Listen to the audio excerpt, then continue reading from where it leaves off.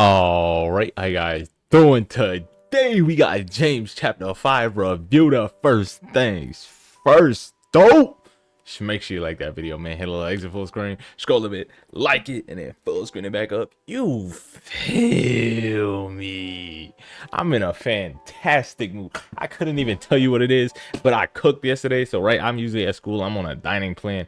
I started cooking for myself because I'm like, the food they put, or the junk they put in this food is crazy all across America, man. If I could recommend one thing for you guys, I would really recommend cooking for yourself. You know what I'm saying? It could just be the fact that, you know, my parents have pretty much cooked for me my entire life. I'm not even gonna lie to you. My parents, my grandparents, whoever it is, you know what I'm saying? I was very little, you know, they took good care of me. I won't lie.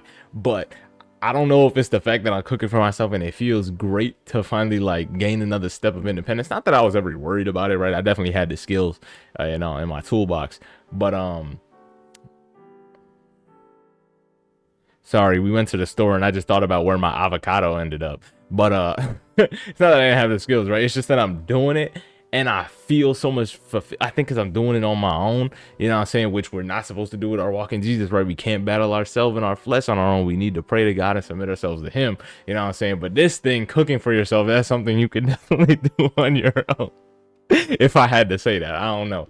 But yeah, if there's one thing I can say, man, cook for yourself, it's pretty nice, you know what I'm saying? It's way cheaper than eating out, you know what I'm saying? I got a whole, we went to Walmart, you know, we was at Tops the other day. I was at Tops the other day, right? You can get a whole pack of drumsticks for like, I want to say it around, you can get them for like 10 bucks. I just got mine at Walmart today for like 6. It was kind of crazy. I was like, 16 drumsticks for $6. I paid for like 12 at Tops, like 10. Not saying there's anything wrong with the price. I'm just saying, like, you can get a whole thing for that. Throw them in a crock pot 3 to 4 hours on high. Them junks came out fire. I got some seasoning, some curry powder, some paprika, some salt, pepper, whatever you want to throw in there. Garlic powder, you know what I'm saying? The curry seasoning, the curry powder. That junk, I think that's secret ingredient. My Bangladesh friend Wasif put me onto the curry powder, bro. That junk slapped. Oh my gosh. But yeah, man, cook for yourself is great. A crack pot's all you need. 3 to 4 hours on high, 6 to 8 hours on low. You can go to work, come back, and the chicken will be done. If it's a little bit over that time period, it don't even matter, bro.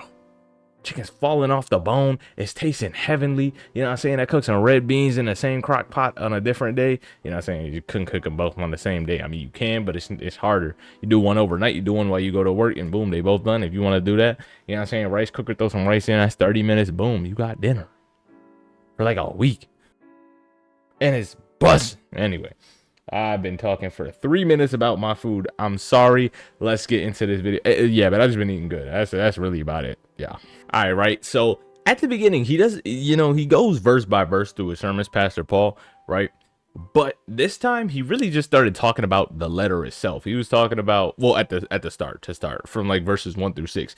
He started with, you know, the fact that James is addressing people that he wasn't addressing before, right? Because at first he was just addressing the Jews turned Christians, right? Or just Jews as a broad audience, you know, people who were Jewish type thing. But then he starts talking about rich men at the start of chapter 5. And the thing with talking about the rich men is nobody in Jews was rich. They was getting taxed by their own tax collectors, the Romans tax collectors, all that type of they were not pocket stuffed. You know what I'm saying? So it was kind of a weird switch up from talking to Jews to talking to rich people. But he says this has important implications in our day-to-day life, right? Because in societies, at least for me, like in America, or, you know, just in college in general, right, the main focus for everybody seems to be get a lot of money, hoard a lot of money. You can do this for money. You can do that for money. You can take this money to get more money. You can take this and get money. You can do this and get money. I mean, shoot, I was just watching football. Look at the Steelers getting spanked. It's halftime. But you know what I'm saying? Look at how many sports betting things you can see. Oh, we're gonna insta match $50, insta match $200. You get $5 on your first bonus bet. Like, what do these terms mean? Who knows? But you know what it's promoting? It's promoting money. And you know what that also is promoting? They put it the real small at the bottom. If you're having gambling addictions, text the number to 188-HELP or whatever the frick number it is. You know what I'm saying? Because they know that money is the root to all kinds of evils. You know, that's what the Bible says, right? You wonder where some phrases come from. Phrases like that come from the Bible. Money is a root to all kinds of evil. Not is the root to all evil, is a root to all kinds of evils. There's other roots, but Money is a root to all kinds of evils, not just one thing, a bunch of things, right? So, you know what I'm saying? We get all that type of stuff pushed at us so much, and then we just all we think about is money. And especially in college, everybody's really here just to try to get themselves a really good job, make some really good money, and live a really comfortable life where they don't have to think about nothing. But as believers, we're told to keep our mind on God, to rejoice always, pray always, be vigilant. You know what I'm saying? And for that, your mind has to stay sharp. You can't let yourself get lazy, which is exactly what James said in verse 5. You lived in pleasure on earth and been lazy. You've nourished your hearts as in a day of slaughter. You're doing everything not knowing that it's leading to destruction. You're not following the path we've set out for you. You're taking another road, and it's not leading to a good destination, right? So that's why he says, you know, you weep and howl for the miseries that shall come upon you. Now, we can even see this in today's society.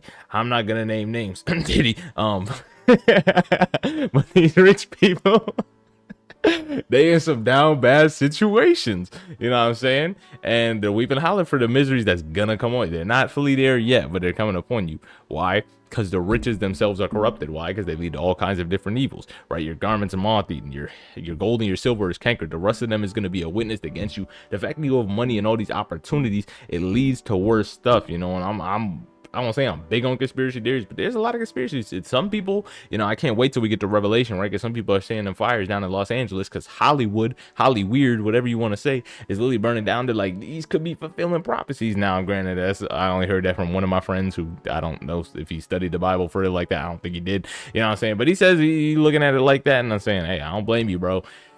It's crazy, you know what I'm saying? You got such a demonic type institution over there, and it's burning down. Coincidence? I think not, but you know, you never know for real, right? But yeah, your everything, your gold and silver is going to be a witness against you. Why? Because you had these things, but you didn't use them. Now, this in the mind of believers, right? Because let's say for example, a believer, let's say for example that a believer is rich, you know, somebody, let's take for example Job, Abraham, right? They had faith in God. I won't say that they're believers, right? Because they didn't know Jesus Christ back in their time, but they have faith, right? And God counts faith as righteousness, you know. Especially us through the sacrifice of his son Jesus Christ. There's just for faith in God before Jesus Christ. You know, God said, I only remember the stuff that they did good, right? Check Hebrews for that. I believe verse or chapter 12.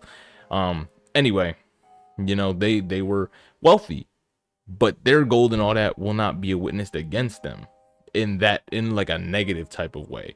You know, because when we're getting judged, we're going to get judged on the basis of what we did with our gifts for the issuance of rewards. Is issuance a word? For the issuing of rewards, right? So for us, that could be a witness against us, not against us, but a witness for us saying, yes, I gave you XYZ. What did you do? You turned it into XYZ, not for you, but for the kingdom. You know what I'm saying? So theirs will be a witness against them. You had all this, and what did you do for it? You stored it up and you were selfish and all that. It's against them. But for us, we got to make it work for us. I'm sorry, I forgot the word for a second, right? And shall eat your flesh as if it were fire. You heap treasures for the last days, meaning you can't take it with you when you die, right? So behold, these laborers reap down the fields, all this, they cry to the Lord. The cries fall on the Lord, right? And that goes to last chapter where he says you're asking, but you're asking amiss, right? The cries, you're having faith, and they're falling on the ears of the Lord. And we're going to even talk about that a little bit later in this chapter, right? So he says you had pleasure on this earth and you got lazy. You did this all in the day of slaughter. You've condemned and killed the just, and they didn't resist you. And this is, he said, was talking about the prophets and all the people back then. They didn't resist. We got faith. He talked about grace in one of the chapters. Not in this book, maybe this book, maybe the last book, maybe the book before that. I don't remember. But he said some people struggle with the thoughts of like, you know, would I be willing to die for my faith? And he says in those moments, if you truly have faith, God will give you the grace you need, the strength you need to be able to die for your faith. You know what I'm saying? But, you know, that's why those people didn't resist. And I told you guys last video about the ISIS people killing the 21 believers, and they started praising God when they say they should deny God. And guess what? They died, but guess what? They have faith, and we know where they is right now. They up there with the Most High. So be patient, therefore, brethren, unto the coming of the Lord. Behold the husbandman waiting for the precious fruit of the earth, right? And he this is a whole, oh, look, the word exhortation. I was just going to say he used the word exhortation, but it was just so much exhorting, because he was saying the Lord can come at any point, right? We don't know the day or the time, the hour, the minute, the second, nothing. It could be any second. It's imminent, right? And they were teaching this even back in James's time, even back then. So he was like, yo, so people have been saying for 2,000 years that the Lord can come and he still doesn't come. Is he a liar? No, he's not a liar. He can come at any moment. Nobody knows that moment, but he will come at any moment. Trust and believe. Anyway, so he says they did a picture, right, of the people waiting for the fruit of earth, waiting in the rain, waiting for the rain, right? The nourishing. You keep waiting for those plants until it springs up, right? And he tells us, be patient and establish your hearts, have a firm foundation. What does it mean to have a firm foundation? You can't be pushed over, which is also going to come up later in this chapter. You can't be pushed over. You've built upon it. You keep building upon it, right? There's a foundation, and then you build upon that foundation. You don't build a foundation just to let it sit there, right? No, you build a foundation to put stuff on it. So you build a firm foundation, and then you boom, stack. You know what I'm saying? And that's what we need to do with our hearts. We need to establish them, get that firm foundation, stack. We need to plant those seeds, water, you know what I'm saying? And keep it up. And because the coming of the Lord is drawing near. And he gave the example, right? If you were about to do something, right? Let's see, think about the last time you blatantly disobeyed God, right? I have my moment in mind. Do you, right? It's easy for me to conjure up because it's so fresh in my mind, because this goes back to last chapter where we said have the proper response for that, that sin you committed, or that thing, or that feeling, of sorrow for the Lord, right? Have that proper response. You should be able to think about the last time, because you need to think about it so you can say, dang, I did this bad.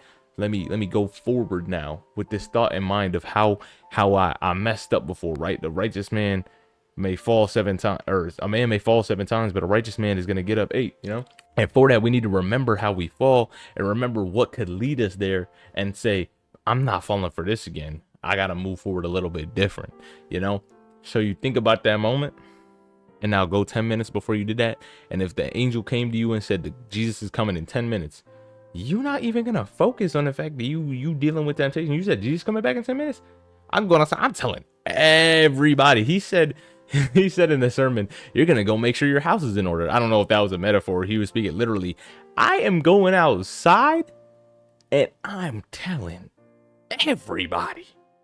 The smile on my face. He at one point when he first started this section of verses, right at verse 8, he said Jesus is coming back. He's like, now I'm gonna pause for an effect and I'm gonna just read the room a little bit. You know what I'm saying? You can see it in me. If an angel came to me and said Jesus is coming back, yo, screw this recording, I'm leaving. I mean, when I post it real fast, I don't think I posted real fast. I don't think anybody checking on my videos instantaneously. You know what I'm saying? I might start an Instagram live video. I'm bringing my phone. I'm running outside. No jacket on. Maybe I grab a jacket. I don't know. But I'm running outside. You see the smile on my face. Yo, that junk would make me so happy, bro. And the fact is, he can come at any point. So why would I not always be happy? That was another thing. He can come back at any point. We should be happy. Be patient. Be waiting. All right. That's going to be the end of part 1 of this chapter. Make sure y'all have a great rest of your day. Peace.